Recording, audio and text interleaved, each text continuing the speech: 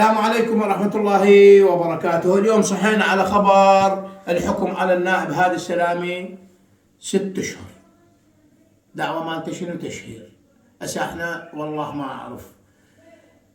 أولا رسالة للنائب مني أني كمواطن نجفي، والنجفيين الأحرار المتحزبين ما لنا شغل بيهم. رسالة من عندي أقول له هنيئا إلك، هذا وسام أبو حسن، ثبتت بأنه أنت حجرك أصابهم ولحتهم بالعظم، لذلك تآمروا عليك الكل. بس هذا ما يزيدك إلا كرامة وعلو وقرب لله عز وجل، لأنه إمامك موسى بن جعفر عليه السلام 25 سنة بالسجن، ما انتقصوا من عنده شيء أبدا، ما قدروا.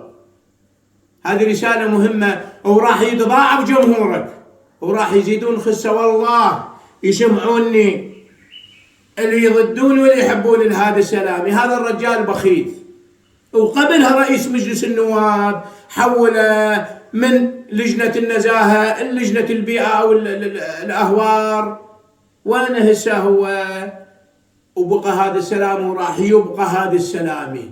يعني اليوم احنا ورب ضارة نافعة. اكو ناس تتهم بأن هو إطاري، تتهم بأن أخون حبسوا الحكومة هذه.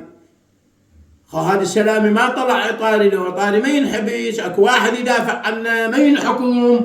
زين أني لليوم ايش قد عندنا نواب كم دورة من ذاك اليوم ما سمعنا نائب انحبس انسجن. وعلى عينك يا تاجر اللي يطلع الجبور يقول كله احنا بقنا، انا اخذ مليون، يعترف على الشاشات يقول اني مرتشي، فلان مرتشي، مو لا ما سمعنا واحد من عندهم انسجن. هذا السلامي اللي يدافع عن قوت الشعب، تشهير والله شنو الوجبه الغذائيه، منو ما يعرف الوجبه الغذائيه مسروقه؟ اكو عقال يختلفون على هذا الامر. اليوم طلع هادي السلامي وظيفته هو يبحث، وظيفته يطلع، وظيفته يحاسب، وظيفته يشرح الفساد، وملفات الرجل كله ملفات حقيقية. لكن هذه رسالة لكل الشرفاء من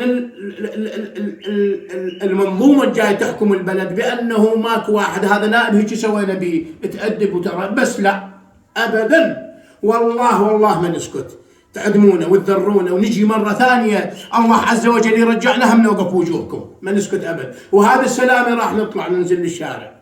الناصرة إلك لأنه هذا السلامي كل واحد يسمعني. هذا السلامي ما واجه هاي الناس لأجله. احنا رحنا للبيت ويسمعوني، رحنا احنا والعمال، طاب اني مرتين يمكن البيت هذا السلامي والله ماكو مكان نقعد بيه، بيت البخان المخضر كرسي ما عندنا نظيف نقعد بيه. والناس اللي اجت صارت هسه شوفوها وين قاعده بالمجمعات، وصاروا حوتهم ما وصلوا للمركز هذا السلامي. لكن هذا الانسان الشريف. لكن ادعو ابناء النجف والعراق، كل شريف بالعراق، لان هذا السلامي يمثل الشعب العراقي. هذا السلامي راح يصير درس لكل الشرفاء. لو احنا شعب صحيح ننصر الشريف مثل ما ضحى من اجلنا، لو نسكت بعد ما نحكي. هذا السلامي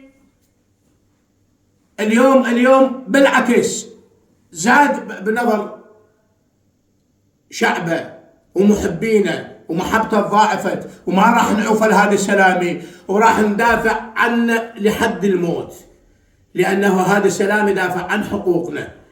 أدعو جمهور النجف لازم ننزل للشارع، مظاهرة موحدة ننظمها وننزل تاريخها وننزل. هذا السلامي اعتدوا على الشعب النجفي، نقول الجمهور النجفي، لأن هذا السلامي هذه دعوته شو تقول لأنه شهر باللي سرقوا أو الجهة اللي لعبت بالحصة الغذائية مال المواطنين.